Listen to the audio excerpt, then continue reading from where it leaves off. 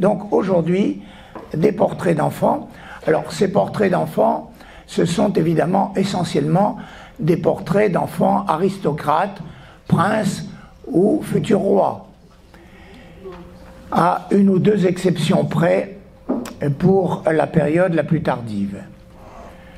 Voilà, dans l'ordre chronologique des tableaux, 1494, il s'agit du portrait du dauphin Charles Orlan par le peintre Jean Hay. Le peintre Jean Hay n'a été identifié qu'il y a quelques années. On l'appelait avant le maître de moulin car on n'était pas sûr de son identité.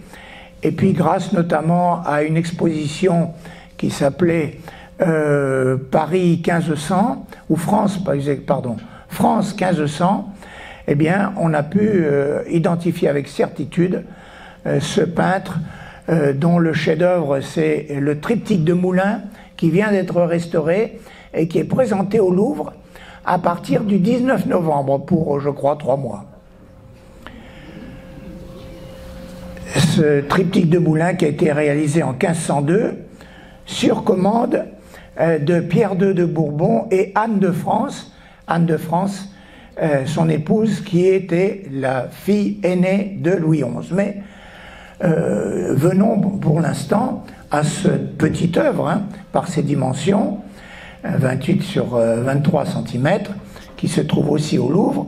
Alors, il s'agit très probablement d'une commande d'Anne de Bretagne pour peindre le portrait du fils qu'elle a eu avec son premier mari royal, le roi Charles VIII, et elle devait d'ailleurs l'envoyer au roi qui était en campagne militaire à Naples. Ça fait partie de ces campagnes italiennes qui ont trouvé leur fin à l'époque de François Ier.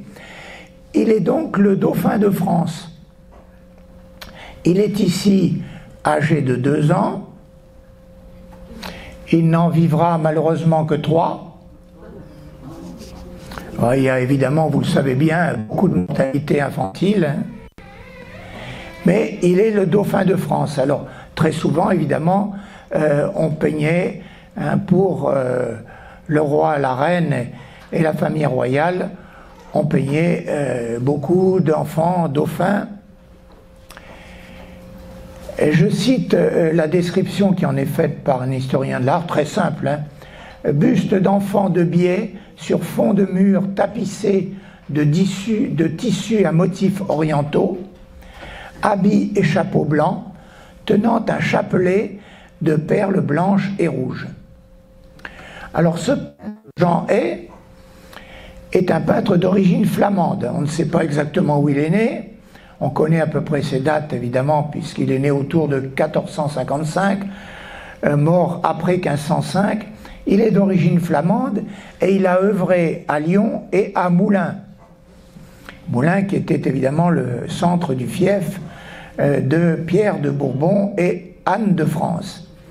Et son style emprunte au primitif flamand la précision et le rendu des tissus, mais aussi il adopte les principes de la Renaissance italienne par la plasticité des personnages et le modelé des chairs.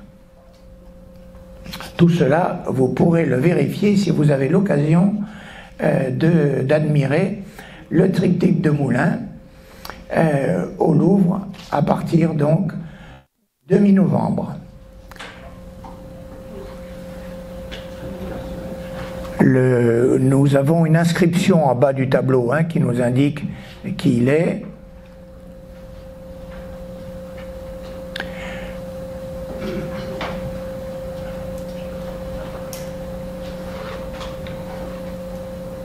Voilà, vous avez ici l'un de Charles VIII, dauphin de Charles VIII.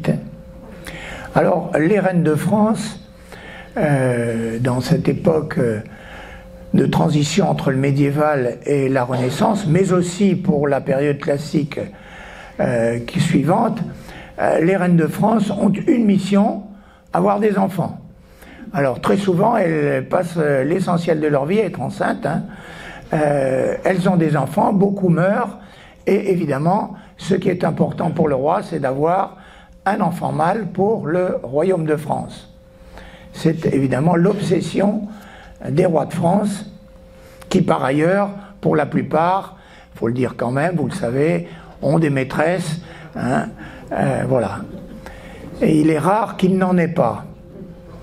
Et pour ce qui concerne Anne de Bretagne, qui est la seule à avoir été 2 fois reine de France, elle ne s'entendait pas très bien avec Charles VIII. Par contre, elle s'entendait beaucoup mieux avec son second mari, après le décès de Charles VIII, qui est mort en se tapant la tête à un linteau d'une porte basse. Elle s'entendait beaucoup mieux avec Louis XII, qui l'a laissé gérer comme elle l'entendait le duché de Bretagne. Mais j'en parlerai plus en détail puisque nous aurons plutôt plusieurs séances sur ces 3 femmes de pouvoir, dont Anne de Bretagne. Alors regardons quelques détails, évidemment pour les détails du visage. Déjà, donc la recherche du modelé à l'italienne. Pour cette période de transition entre la fin du XVe siècle, le début du XVIe siècle, c'est-à-dire la transition entre le Moyen-Âge et la Renaissance, pour la France en tout cas, puisque la Toscane était évidemment bien plus avancée, Jean Hay est un des peintres les plus importants.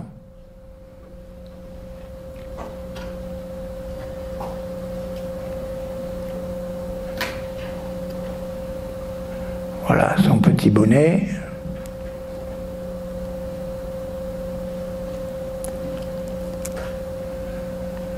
Son chapelet.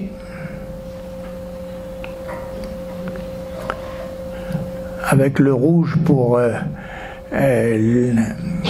l'intermédiaire entre les dizaines, ce qui correspond à la prière du Notre Père. Les blancs pour les Je vous salue Marie. Voilà, détail donc. Alors cette photo a été, c'est sur livre là, ça a été pris avant Restauration. Hein.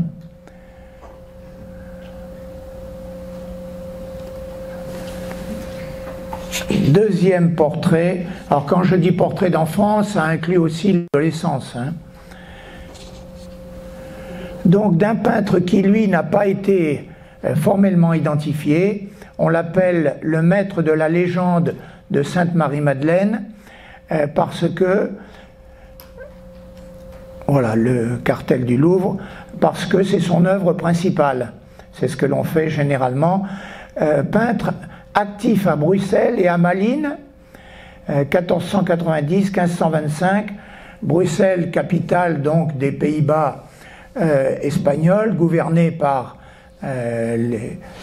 la maison de Habsbourg à l'époque, et Malines qui a été la capitale notamment pour Marguerite d'Autriche qui était la régente des Pays-Bas espagnols. Et nous en parlerons plus en détail ultérieurement. Donc portrait de Philippe le Beau. On va parler un peu de Philippe le Beau. Philippe le Beau, il est donc archiduc d'Autriche, il est futur roi de Castille, mais pour plus de clarté, d'abord, il est le fils de Maximilien d'Autriche, Maximilien de Habsbourg, qui va devenir empereur germanique.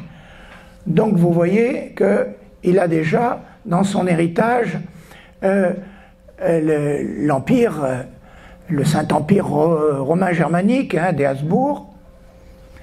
Et puis il est aussi le fils de Marie de Bourgogne, la dernière duchesse de Bourgogne, décédée en 1482 d'un accident de cheval. Et donc il a déjà dans son escarcelle, hein, au futur en tout cas, au décès de ses parents, quelque chose de très important au point de vue territorial. Les Pays-Bas espagnols, avec la Bourgogne, et puis la partie d'Europe centrale, avec l'Autriche et l'Empire romain germanique. Et ensuite, il devient l'époux de Jeanne, reine de Castille, qu'on appelle Jeanne la Folle. Jeanne, reine de Castille, et celle-ci n'est autre que la fille des rois catholiques. Ferdinand d'Aragon, Isabelle de Castille. Donc, hop, toute l'Espagne. Et il est le père de Charles Quint. Donc, Charles Quint va tout recueillir. Ce qui fait, hein, et vous le savez, on le dit souvent, Charles Quint avait des territoires sur lesquels jamais le soleil ne se couchait. Puisqu'il récupère les Espagnes et évidemment toutes les colonies espagnoles en Amérique. Donc c'est vraiment quelqu'un qui est au cœur de cette concentration d'héritage qui va aboutir à Charles Quint.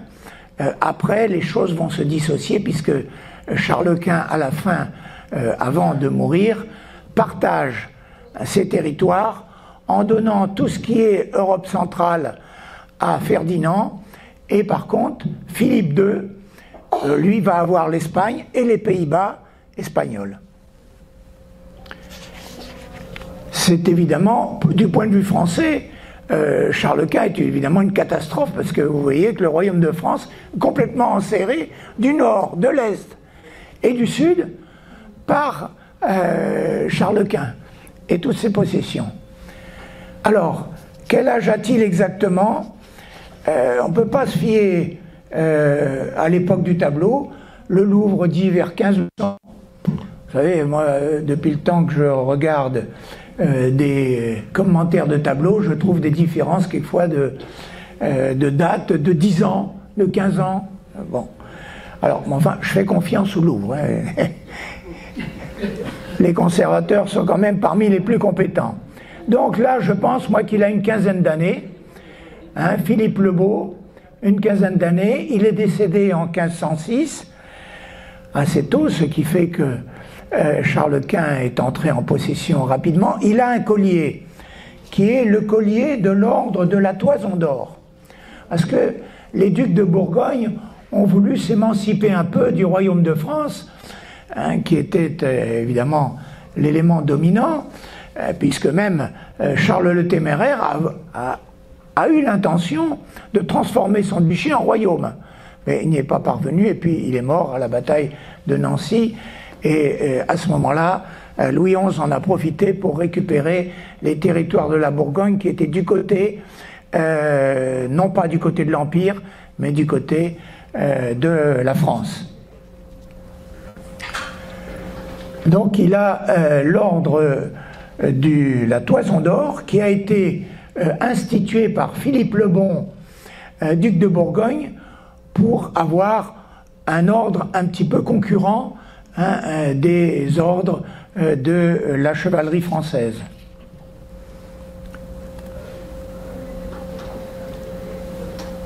Voilà, une très bonne peinture aussi, hein, de l'époque.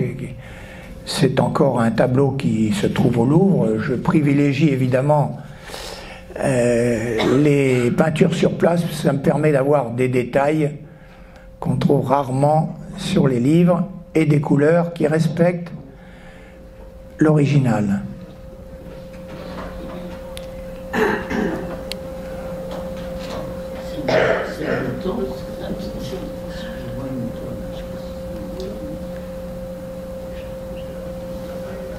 Voilà, donc à mon avis, une quinzaine d'années pour Philippe le Beau. Et ce programme thématique me permet d'avoir évidemment des peintres totalement différents. Vous allez le voir, hein, au fur et à mesure. Nous passons maintenant avec un peintre allemand. Portrait de Jean-Frédéric, électeur de Saxe. Donc, vous savez que l'empereur romain germanique était élu par 7 électeurs. Et évidemment, pour pouvoir bénéficier de la voix de ces électeurs, il fallait leur donner beaucoup d'argent. Et il y a eu une concurrence un peu plus tard entre François Ier et Charles Quint, qui voulaient tous deux devenir l'empereur. Et François Ier a donné pas mal d'argent, mais Charles Quint en a obtenu davantage grâce aux banquiers allemands, des Fugger notamment. Et il l'a emporté. Bon, ça ne s'appelait pas de la corruption à l'époque. Donc, voilà, Jean-Frédéric de Saxe. Il est âgé de 6 ans. Et il est peint par Lucas Cranach l'Ancien. C'est le volet droit d'un diptyque dont le volet gauche concerne son père, donc je ne l'ai pas pris en considération. Jean-Frédéric de Saxe, dit le magnanime, dont la mère est morte à sa naissance et peint donc à l'âge de 6 ans. Son chapeau est orné de plumes d'autruche et de broches. Il tient un petit poignard dans ses mains. Alors parlons quelques instants du peintre. Lucas Cranach l'Ancien est un des plus grands peintres allemands. Ses origines et sa formation ne sont pas connues. Son nom provient de sa ville natale, Kronach. Et Lucas Cranach, après un séjour à Vienne, s'est établi en 1505 à Wittenberg, en Allemagne, et devient peintre de cour auprès de l'électeur de Saxe, qui est Frédéric le Sage, le père de cet enfant, et son style évolue vers le maniérisme. Il dirigeait, Lucas Cranach l'Ancien, mais il y a aussi Lucas Cranach le Jeune, il dirigeait un important atelier où travaillaient ses 2 fils. Et ce qui est important aussi chez Cranach, c'est que c'est le grand ami de Martin Luther. Il est devenu le principal portraitiste de Martin Luther. Et Lucas Cranach était aussi un notable, puisqu'il a été élu 3 fois bourgmestre de Wittenberg. Voilà, des détails sur le jeune Jean-Pierre Frédéric, électeur de Saxe. Donc ces électeurs, évidemment, ces 7 électeurs étaient très courtisés, vous avez bien compris. Ils tenaient eux-mêmes des territoires plus ou moins importants, puisqu'il y avait des territoires qui n'étaient pratiquement que des villes pour certains.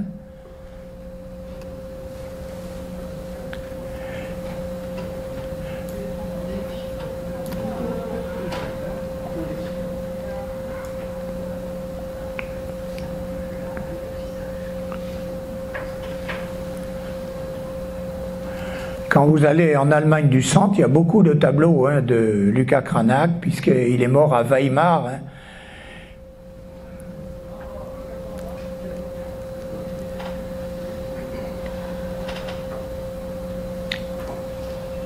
Et maintenant, on va passer en Italie, avec un peintre de Bologne, Il Francia. Ce n'était pas son nom, il s'appelait Francesco Raibolini, et on l'a appelé Il Francia. C'est un peintre qui est resté toute sa vie à Bologne. Et donc, il a portraituré Frédéric de Gonzague, futur duc de Mantoue. Mantoue ayant été un haut lieu de la Renaissance aussi. J'aurai l'occasion peut-être l'année prochaine d'évoquer la peinture dans ce territoire, et il est aussi le fils d'Isabelle d'Este, un grand mécène de cette époque. Donc âgé de 10 ans à peu près. Alors, je cite un historien de l'art sur les circonstances de ce tableau.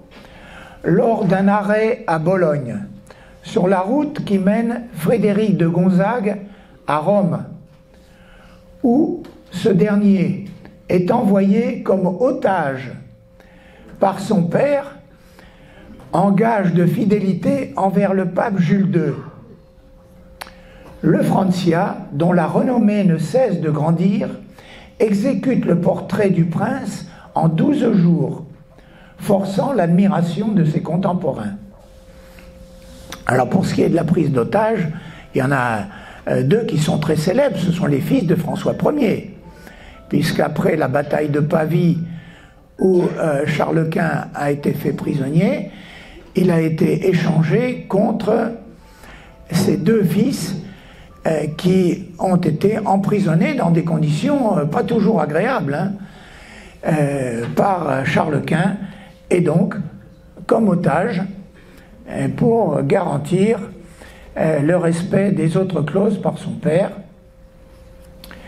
Et ce Francesco Francia, le peintre, fils d'un graveur sur bois qui appartenait à la guilde des orfèvres de Bologne, vécut donc toute sa vie dans cette ville, et selon Raphaël, le style de ce peintre tient à la fois du Pérugin et de Giovanni Bellini.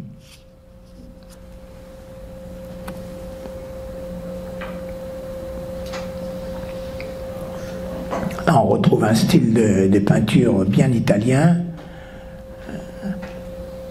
des visages très bien modelés. Alors lui aussi semble tenir un petit poignard.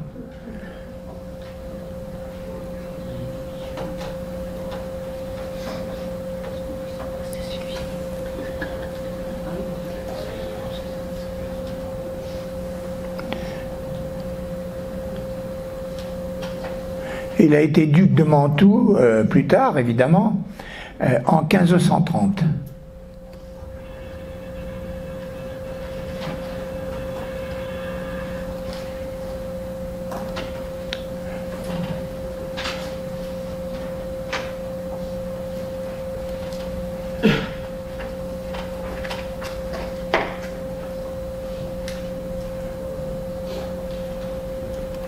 Et puis un paysage en fond de tableau, suggérant une ville au lointain.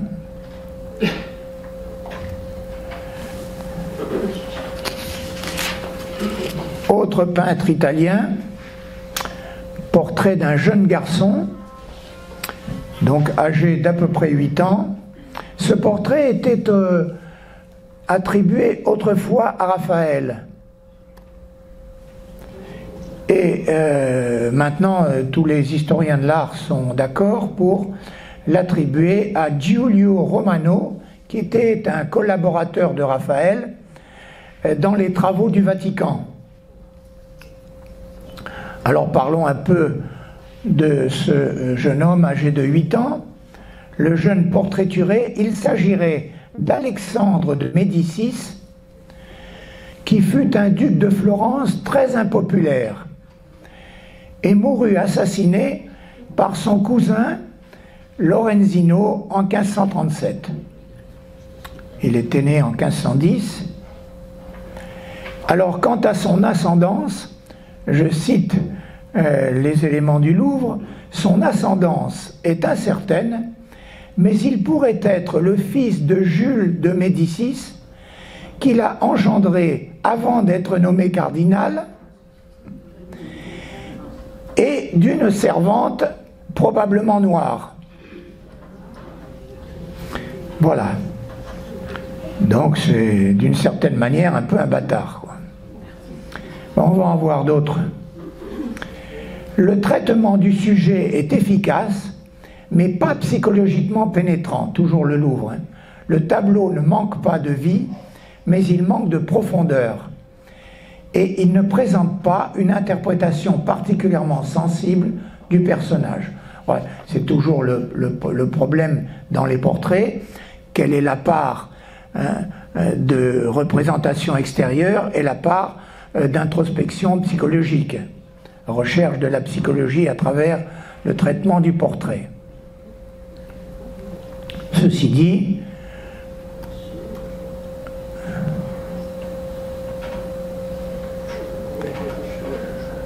c'est quand même un beau portrait.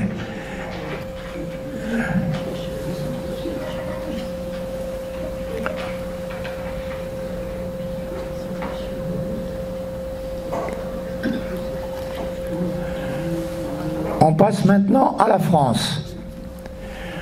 Portrait du futur roi Henri II, lorsqu'il est âgé d'environ 4 ans, par l'un des membres de la grande famille des Clouet. Voilà, ici c'est François Clouet, qui est né vers 1515 à Tours et mort à Paris en 1572. Voilà, c'est donc Henri II, le second fils de François Ier, qui a été donc enfermé lui aussi en Espagne, hein. Et c'est le second fils de François Ier et de Claude de France. Claude de France étant elle-même la fille d'Anne de Bretagne. Il est le futur époux de Catherine de Médicis, qu'il épousera en 1533, et il sera roi de France en 1547. Et il meurt accidentellement dans un tournoi en 1559 avec une lance qui lui transperce l'œil, c'est affreux. Je cite des commentaires d'historiens. Ce portrait plein de vie montre le petit Henri serrant dans ses bras son petit chien blotti contre lui. Ce tableau comporte les mains, ce qui est rare car les mains sont longues et difficiles à réaliser. Alors François Clouet est le fils de Jean Clouet, lui-même peintre, donc il succède à son père comme peintre du roi en 1541. Et François Clouet fut célèbre comme peintre sous 4 rois. François Ier, décédé en 1547, Henri II, décédé en 1559, François II en 1560 et Charles IX en 1574. Les deux derniers sont les fils de Henri II. Donc il fit une carrière principalement de portraitiste, mais aussi de peintre de cour qui intervenait lors des événements les plus importants pu conserver de ces décors qui devaient être peut-être plus sommaires, plus provisoires. Alors regardons notre petit Henri de plus près.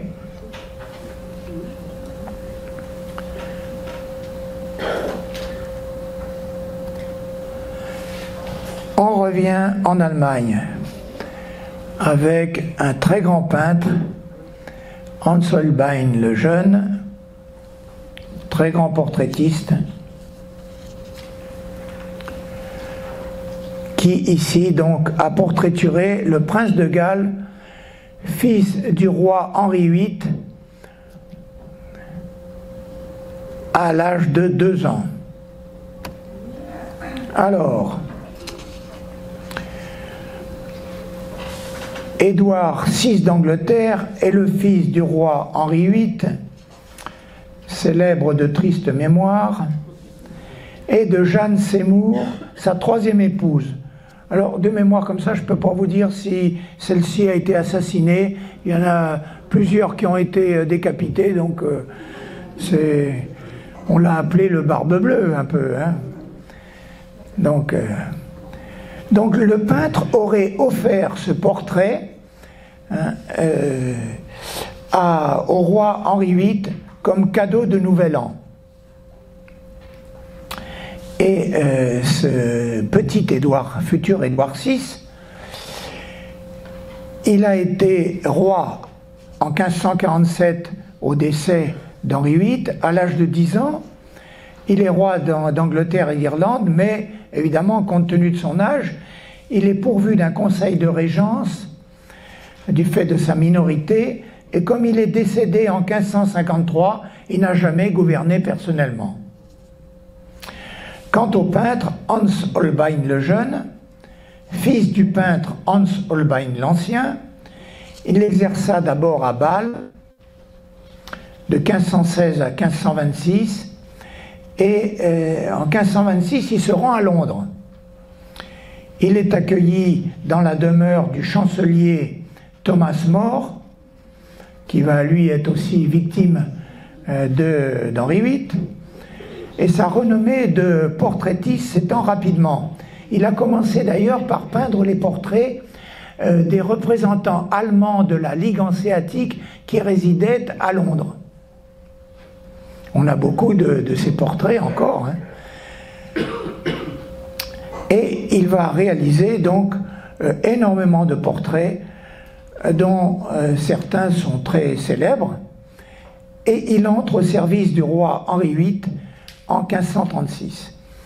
Et parmi ces portraits, nous aurons l'occasion de voir et nous arrêter assez longuement sur le plus célèbre de ces portraits, l'un des tableaux les plus importants de cette époque, les deux ambassadeurs français de Hans Holbein. Tableau extrêmement complexe, mais très très intéressant. Mais pour l'instant, nous sommes avec le petit Édouard VI,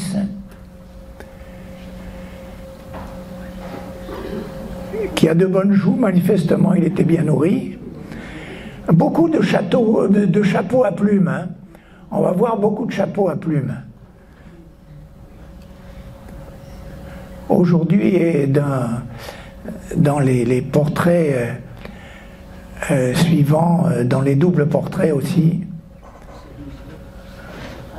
Alors l'inscription, elle est postérieure, l'inscription qui est en bas, et elle a essentiellement pour but d'inviter le futur roi à avoir toutes les excellentes qualités nécessaires pour bien gouverner. Alors je ne sais pas si c'est à l'image de son père, mais bon.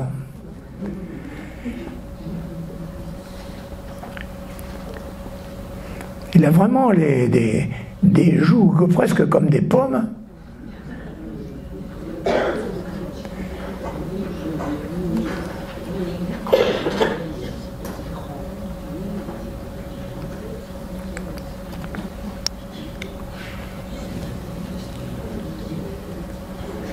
Les petites mains, vous allez le voir, sont très bien réussies.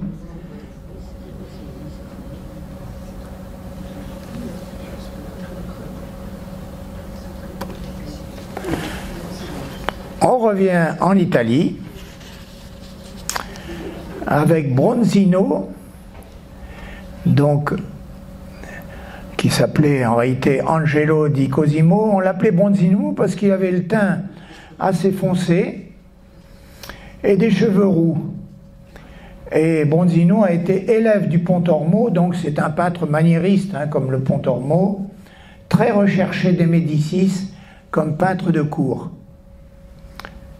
Et d'ailleurs, on va voir deux portraits, dont celui-là, Bia de Médicis, morte à l'âge de 5 ans, et probablement c'est un portrait posthume qui a été réalisé juste après sa mort.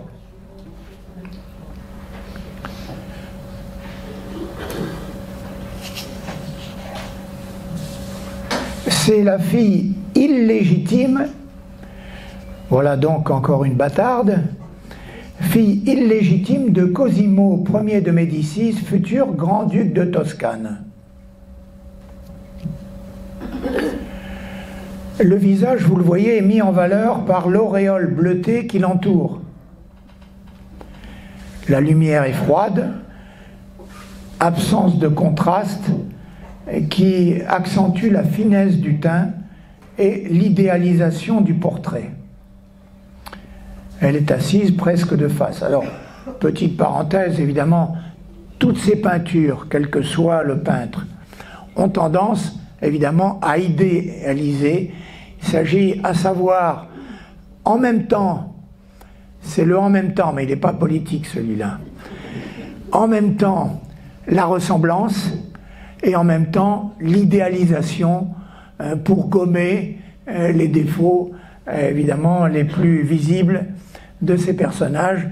Vous imaginez que s'il y avait trop de défauts, les portraits seraient refusés et le peintre serait au chômage. Approchons le visage de Bia de Médicis.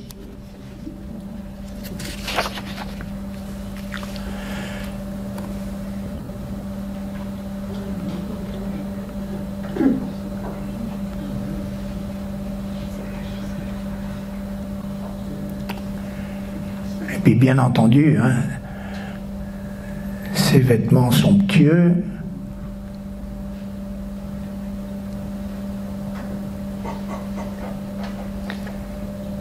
des mains très fines,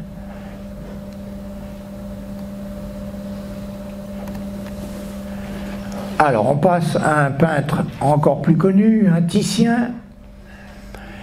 Titien, portrait de Ranunzio Farnese. Farnese, une grande famille romaine qui a donné au moins un pape. Et ici, il est peint à 12 ans. C'est un futur cardinal.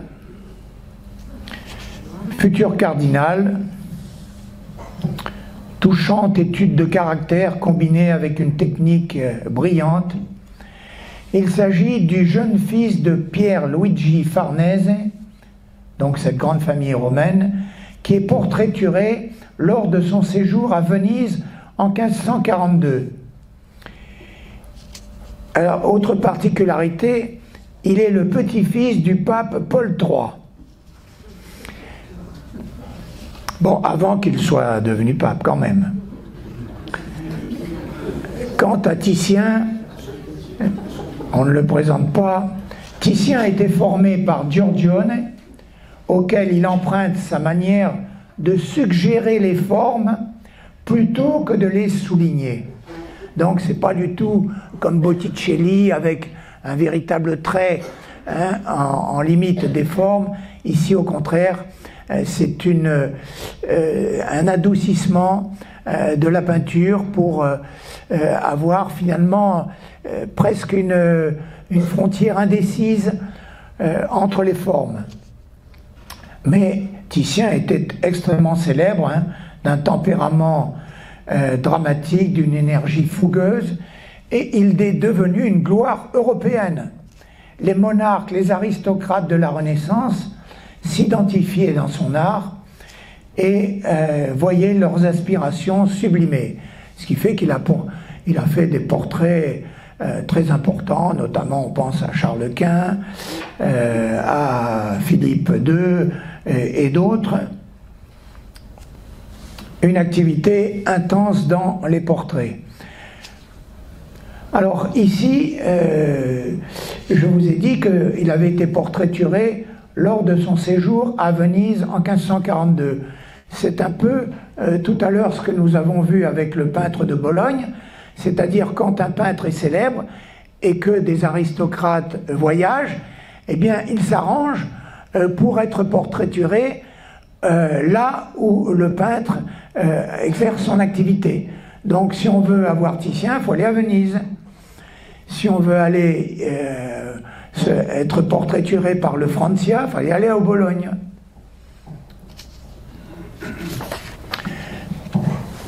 Voyons-le en détail avec la texture de son vêtement magnifique.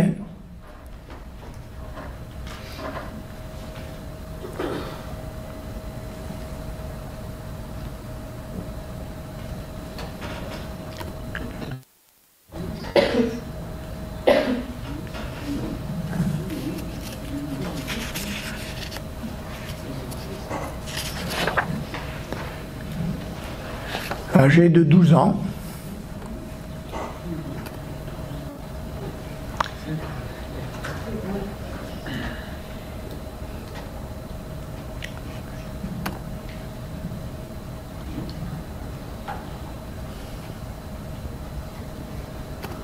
On revient à Bronzino avec un autre Médicis, mais celui-là est un enfant légitime. Il y en a quand même. Jean de Médicis, qui est ici âgé de 2 ans, et qui est donc le fils de Cosimo, celui qui était évidemment tout à l'heure le père de la bâtarde, mais ici il a eu cet enfant de sa femme Éléonore de Tolède. Il tient un chardonneret dans sa petite main potelée, le chardonneret étant symbole de fertilité et d'endurance. Mais malheureusement, il ne vécut que 19 ans. Et le tableau a été commandé bien sûr par son père.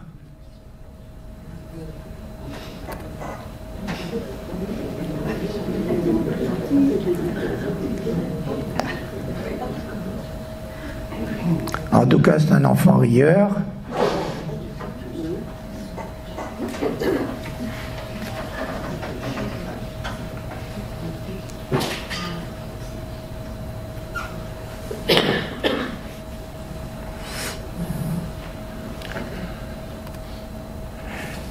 Alors, nous abordons un autre grand peintre, Velázquez, avec ce portrait du prince Balthazar Carlos, âgé de 3 ans. Parce qu'on va le voir un peu plus âgé tout à l'heure.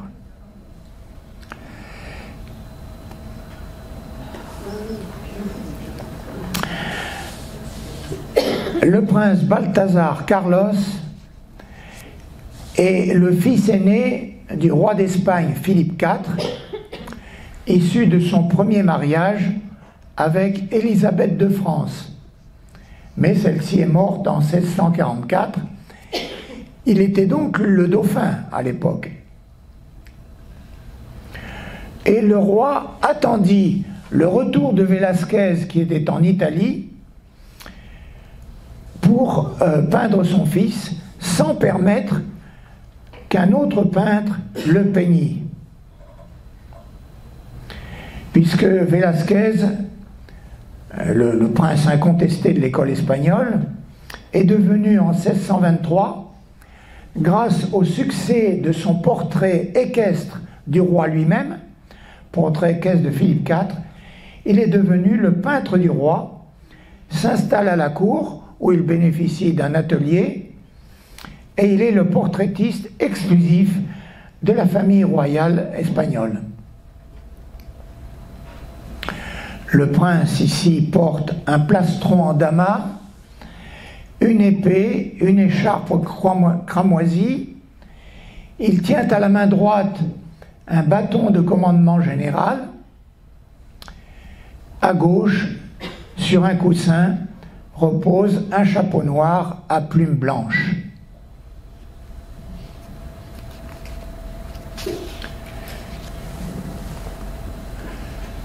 Alors, regardons-le un petit peu plus en détail.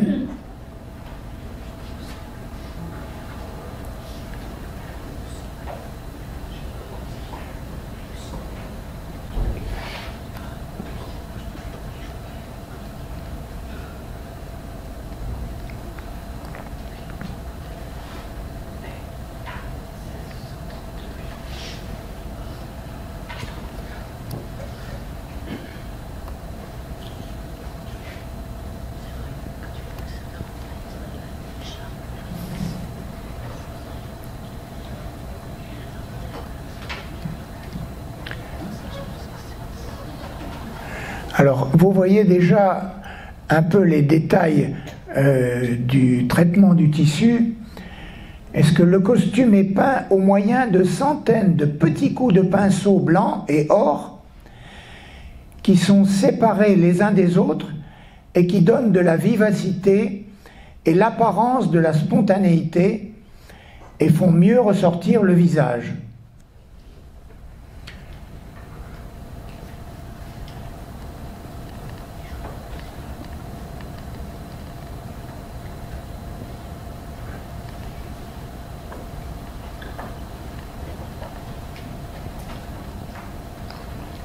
Ce qui fait qu'il faut regarder certains tableaux de Velázquez pas de trop près. Voilà. C'est pas du tout comme la peinture flamande. On ne quitte pas Velázquez, ni même le prince Balthazar Carlos, mais maintenant il a 6 ans. Toujours peint donc par le peintre du roi. C'est un portrait équestre. Portrait équestre et qui, à l'origine, a été placé dans le château royal du Buen Retiro, qui a été placé entre les portraits équestres de ses parents.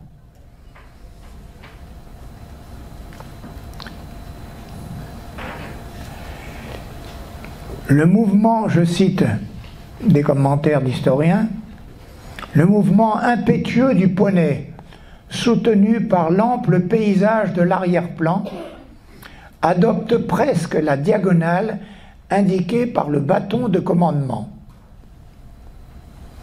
La courroie pendante marque l'axe médian vertical du tableau, où se croisent les deux diagonales, celle du poney et celle de la chaîne forestière et montagneuse.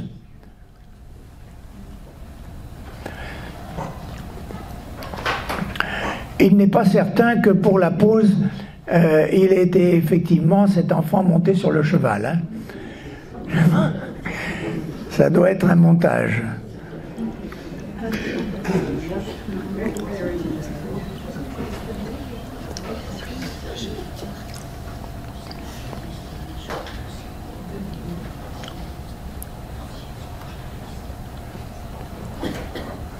Là, on voit la courroie pendante qui marque ce croisement des axes.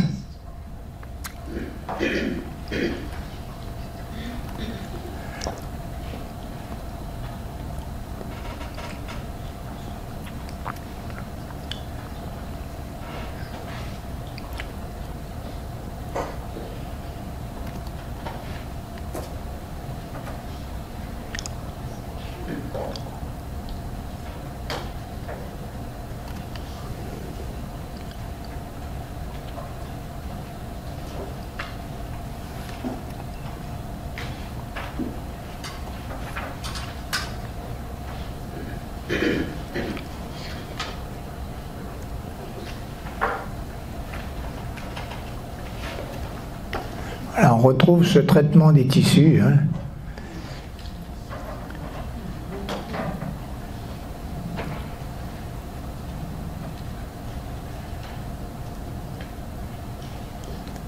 Tous ces petits coups de pinceau.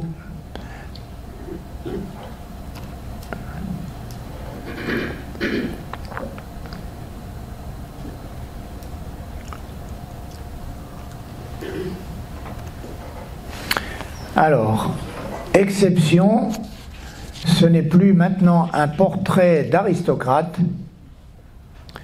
mais un tableau très célèbre de Ribera, Giuseppe Ribera, en fait, malgré son prénom italianisé, c'est un Espagnol, mais qui a vécu toute sa vie de peintre en Italie, le Pied-Beau.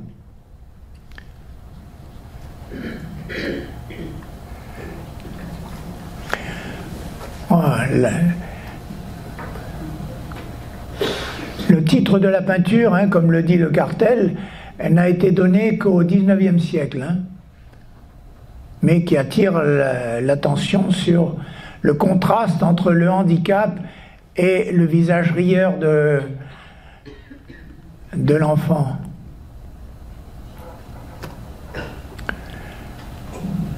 Alors il y a aussi un élément supplémentaire sur le cartel, c'est le permis de mendier. Sur la feuille qu'il tient de la main gauche qu'on va voir, probablement un permis de mendier, l'inscription « Donne-moi l'aumône pour l'amour de Dieu ». Voilà.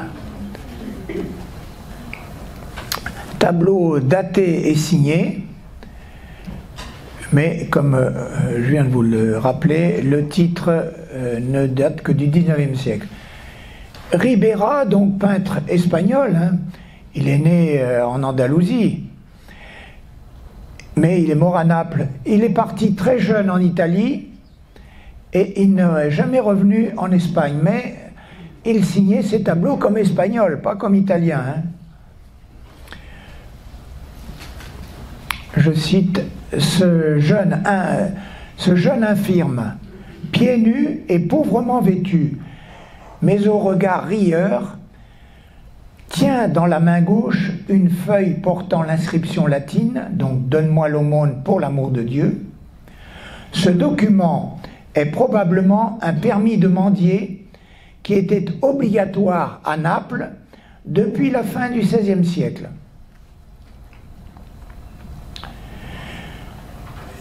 Si la peinture de Ribera est de tradition caravagesque, il s'éloigne ici, comme vous pouvez le constater, du ténébrisme dans une évolution stylistique vers une lumière argentée commencée dès 1638, donc quelques années avant ce tableau.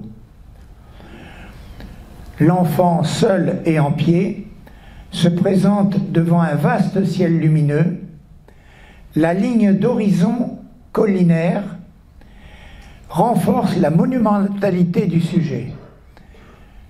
On a une ligne d'horizon très basse qui évidemment met en valeur cet enfant, avec ce contraste du dénuement de l'enfant avec la joie de vivre exprimée par son visage rieur, ce qui lui confère une dignité extraordinaire.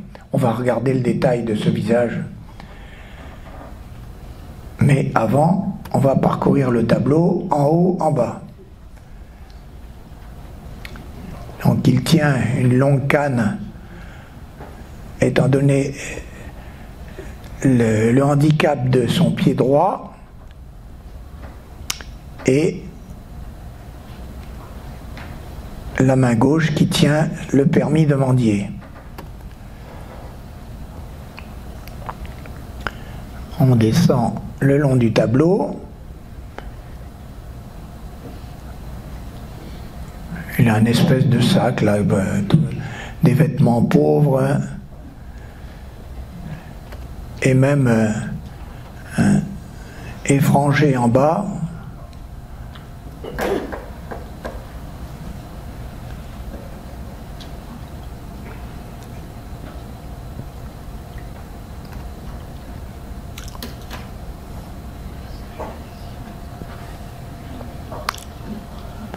Et en contraste, ce visage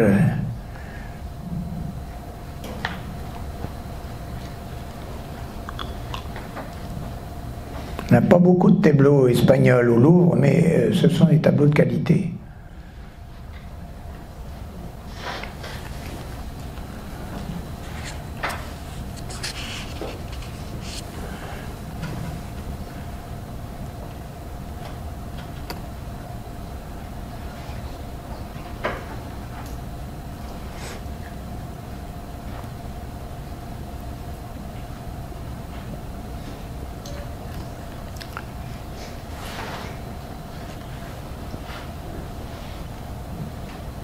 Je ne vais pas trop vite, vous me le dites si ça va.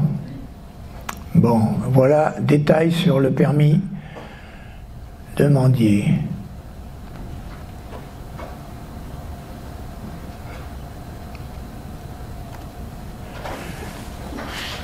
Maintenant, un peintre qui est issu de l'atelier de Velázquez et qui est même devenu son gendre, Martínez del Mazo, l'infante Marguerite Thérèse, âgée de 3 ans.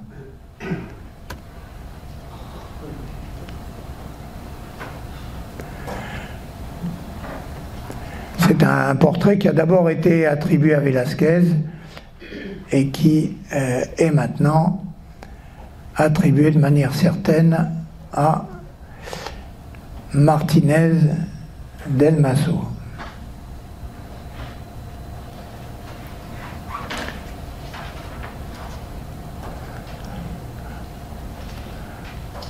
Voilà le portrait. Marguerite est la fille du même roi d'Espagne, Philippe IV, hein, mais elle est la fille non pas de la première épouse de Philippe IV, mais de la seconde, la première étant décédée. Et donc sa mère est Marianne d'Autriche. Parce qu'une fois de plus, Philippe IV, après avoir épousé une princesse française qui est décédée, comme je vous l'ai dit tout à l'heure, eh bien, il est revenu au péché mignon des Habsbourg, c'est-à-dire de se remarier toujours dans la famille des Habsbourg, ce qui a abouti à un dégénéré quelques années plus tard avec Charles II. Donc ici, l'enfant est âgé d'environ 3 ans. Rappelons aussi que Philippe IV est le frère d'Anne d'Autriche. Anne d'Autriche, qui est l'épouse de Louis XIII, est la mère de Louis XIV. Et le peintre, Martinez del Mazo, est un élève donc de Francisco Pacheco, qui lui-même est le beau-père de Velázquez. Il a été donc élève de ce peintre Pacheco à Séville, avant d'être le premier assistant de Velázquez, lorsque celui-ci devint le peintre du roi. Et il a épousé la fille de Francis. Et son style s'inspire fortement, hein. C'est pour ça que ça a été attribué d'abord à Velázquez. Vous le voyez bien, son style s'inspire fortement de celui de Velázquez. Et vous voyez que ces mariages qui interviennent dans des familles de peintres, ça c'est tout au long de l'histoire de la peinture, vous le trouvez, hein.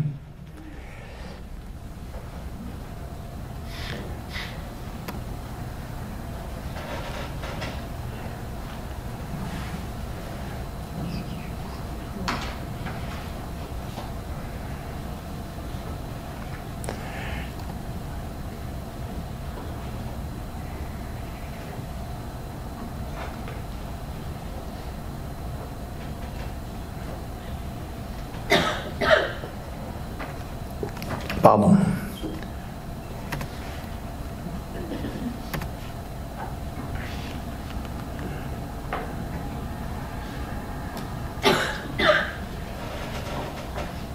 Le visage est vraiment traité à la Velázquez.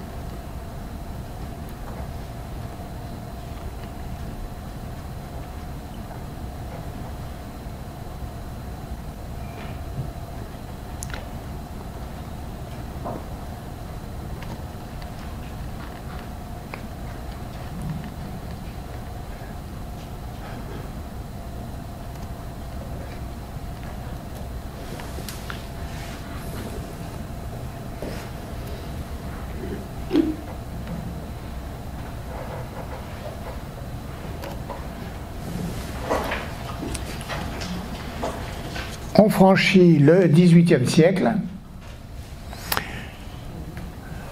du peintre donc Jean-Siméon Chardin, et on est en France, l'enfant au toton à l'âge de 10 ans. J'aime beaucoup ce tableau.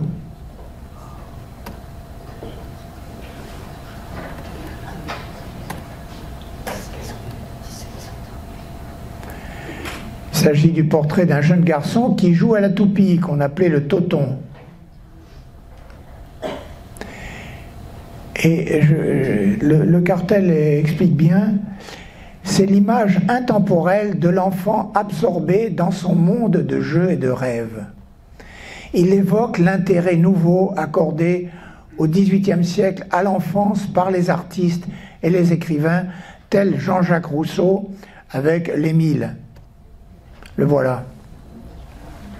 L'enfant au toton.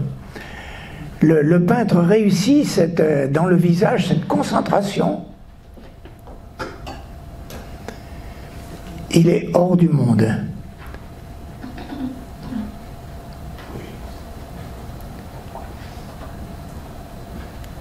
Je ne sais pas si vous avez joué à la toupie étant jeune, mais moi j'y ai joué avec des noyaux de litchi. C'est des cadeaux qui ne coûtaient pas cher. Maintenant, il faut des jeux vidéo, c'est autre chose. Absolument magnifique. Il est totalement concentré, entouré d'objets qui, évidemment, nous rappellent la culture, livres, plumiers, encrier. Donc aussi une référence à la connaissance. Au XVIIIe siècle, c'est aussi l'époque des sciences, de l'encyclopédie. Donc c'est déjà la naissance du scientisme d'une certaine manière. On va regarder ce tableau en détail, puisque le visage de l'enfant... Alors qui était cet enfant? C'était un aristocrate aussi, bien sûr. Auguste Gabriel Godefroy, âgé de 10 ans, le fils cadet d'un joaillier, Charles Godefroy. L'enfant deviendra plus tard contrôleur général de la marine, mais aussi collectionneur, comme son père, de tableaux, parmi lesquels des Chardin.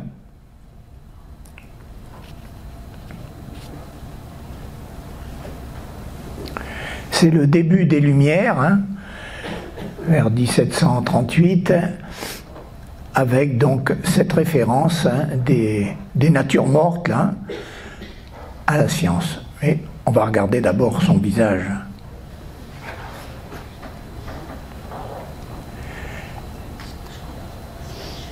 Ce regard baissé et concentré sur la toupie.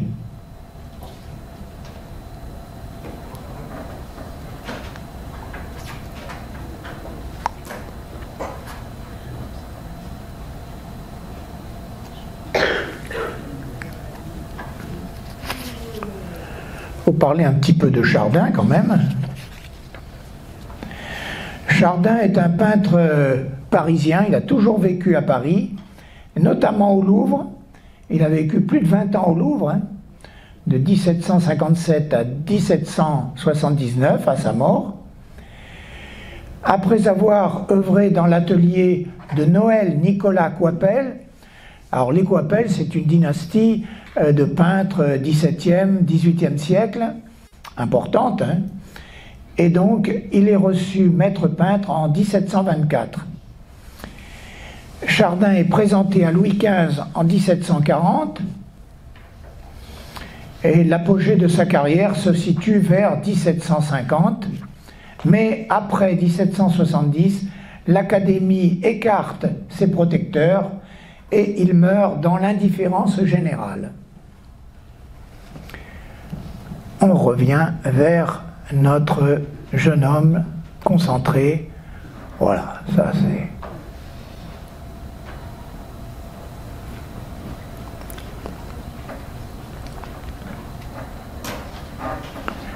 Et il n'y a pas que son visage qui est concentré sur la toupie, hein. Vous allez voir après.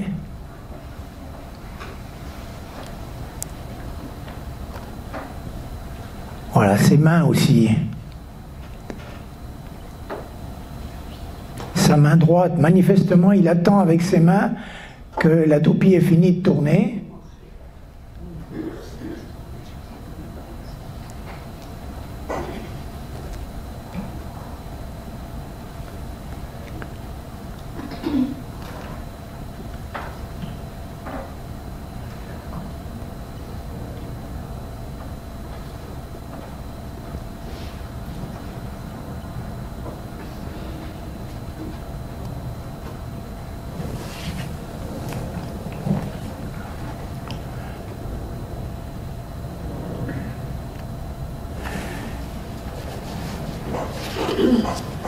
Toute autre chose,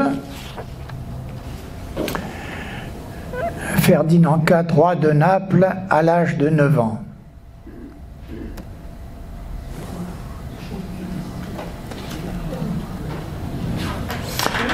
D'un peintre peu connu, hein, Anton Raphaël Mengs. Alors, il a été roi de Naples de 1559 à 1599, et ensuite, après un intermède, roi des deux Siciles de 1816 à 1825. C'était quand il est évidemment pas à cet âge-là, il est devenu un monarque éclairé. C'est lui qui a fondé le musée archéologique de Naples pour protéger donc les objets de Pompéi. Alors, éclairé sur le plan culturel, mais faible politiquement. Il était en fait gouverné par son épouse et par son favori. Ici, le jeune roi est représenté avec tous les insignes du pouvoir. La couronne, le sceptre, qui sont placés sur un coussin, le manteau royal, c'est évidemment un portrait d'apparat. Et au fond, à droite, on aperçoit un tout petit peu de mer bleue aperçue sur le golfe de Naples. La lumière enveloppe la silhouette élégante du jeune roi, placé dans une architecture et devant des objets royaux qui sont volontairement surdimensionnés afin d'accroître la dignité de la charge royale.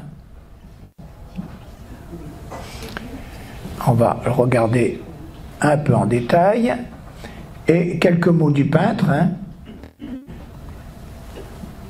Anton Raphaël Mengs était lui-même fils de peintre, son père s'appelait Ismaël Mengs, au service du prince de Saxe. Il est nommé en 1745 peintre de la chambre à Dresde, mais il part ensuite pour Rome, puis revient à Dresde pour repartir à Rome, et finalement, en 1761, il suit en Espagne le roi de Naples, et il reste à Madrid près de 10 ans. Il rentre à Rome en 1770 et il décède en 1779.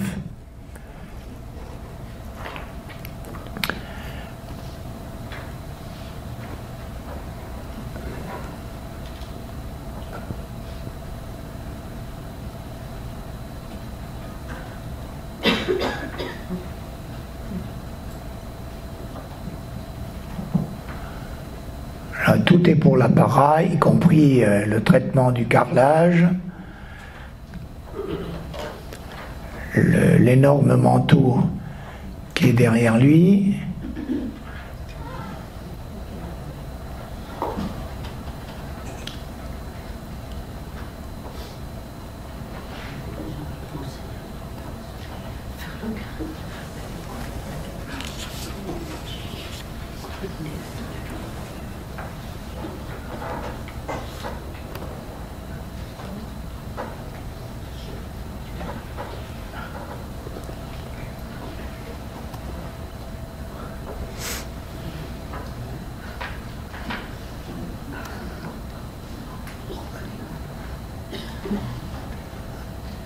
Voilà, traitement somptueux de l'épée,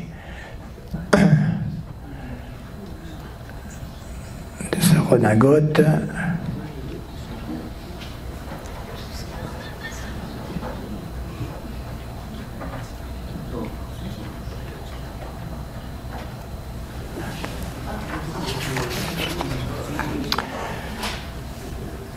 Gainsborough, avec le portrait de Jonathan Beutal, qu'on appelle aussi The Blue Boy. Le garçon a bien été identifié. Voilà, on comprend pourquoi on l'appelle The Blue Boy. Ce garçon bien identifié a servi de modèle au peintre et elle semble s'être muée en champ d'expérimentation des possibilités expressives de la peinture. Je cite un historien de l'art: cette silhouette de garçon efféminé, informelle et dénuée de tout commentaire social, devient sous le pinceau de Gainsborough le symbole même de l'adolescence. Gainsborough, fils de drapier, pas fils d'un peintre, fils de drapier, manifeste très tôt son talent de dessinateur et il arrive à Londres en 1740. Mais il ne s'est pas formé dans un atelier de peintre, il a fréquenté différents ateliers d'artistes. C'est donc un apprentissage un peu particulier. Et ensuite, il revient dans sa ville natale en 1748, puis s'installe à Bath, BATH, en 1755, jusqu'à son établissement définitif à Londres en 1774. Il aime à situer ses portraits dans le cadre d'un paysage et préfère le costume contemporain aux vêtements classiques. Je cite encore un historien de l'art, « Les portraits de la période de Bath palpitent d'une vie trop exquise pour être réelle, magnifiquement peints avec beaucoup d'aisance et des chatoiements de tissus, sophistiqués dans le style, mais familiers dans les poses. »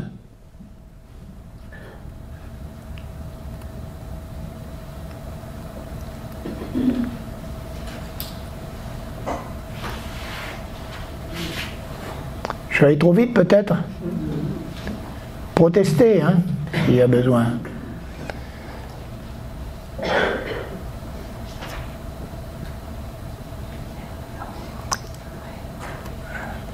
Voilà, on descend le tableau.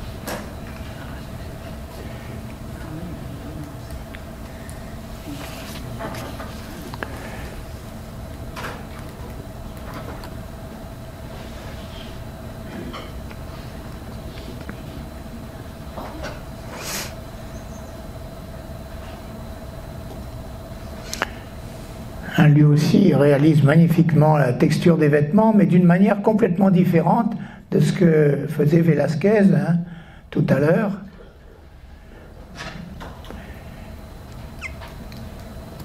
Et on va terminer par un portrait que j'aime beaucoup, qui est une acquisition récente du Louvre,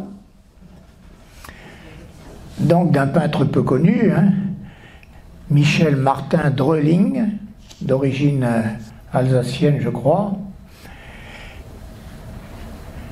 Portrait de Caroline Hayard, âgée de 6 ans.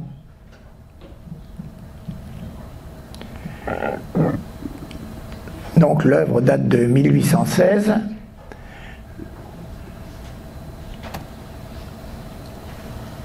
Le voilà.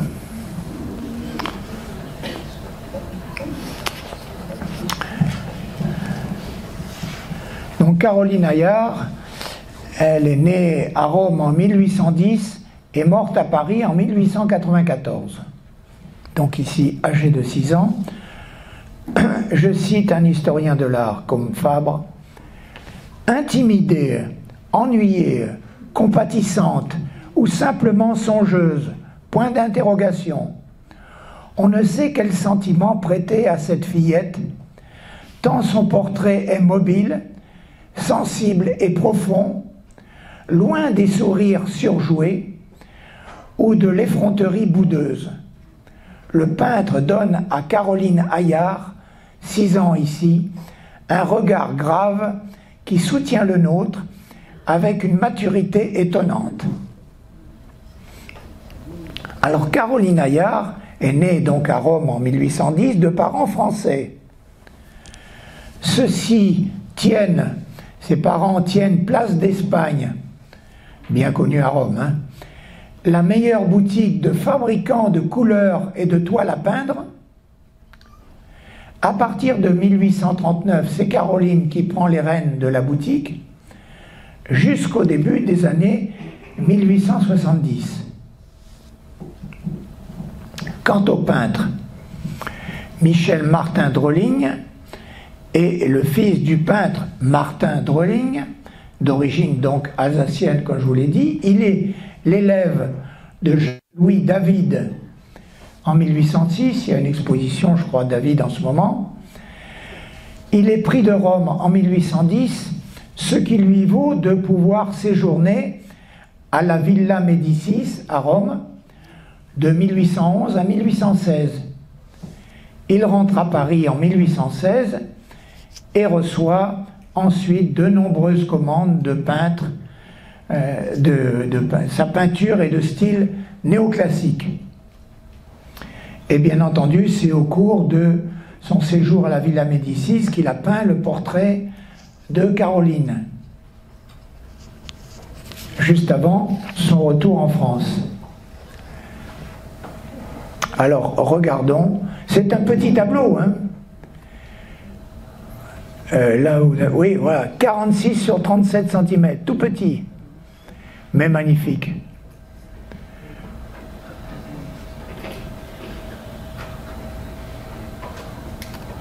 Il est exposé en ce moment au Louvre. Et donc, on va rentrer en détail du tableau.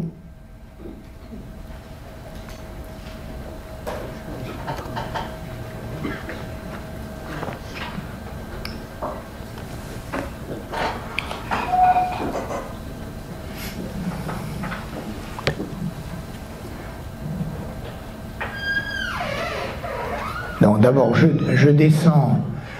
Quand un tableau est en format vertical, après l'avoir présenté dans son intégralité, je présente à chaque fois que c'est possible en format en largeur et de haut en bas en plusieurs parties. Voilà, là ici en deux.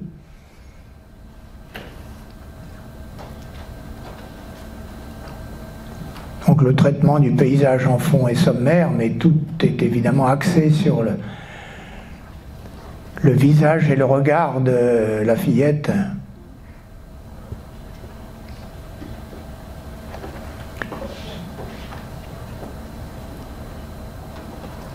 Voilà.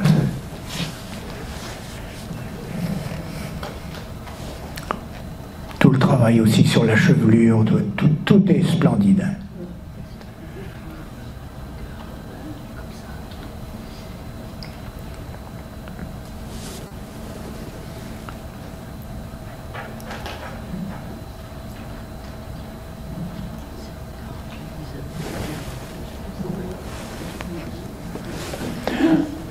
Alors là, oui, comme je le dis souvent, bon, à l'écran, c'est un peu plus jauni hein, que je l'ai, moi, à l'ordinateur, où le fond, par exemple, derrière le visage, c'est beaucoup plus bleu, hein, et ce visage n'est évidemment pas beaucoup plus rose que vous l'avez ici, qui est un peu jauni. Mais on n'y peut rien, c'est toujours comme ça, avec les vidéoprojecteurs, quels qu'ils soient. C'est un petit tableau et comme on peut l'approcher, je ne me suis pas gêné pour le photographier en détail.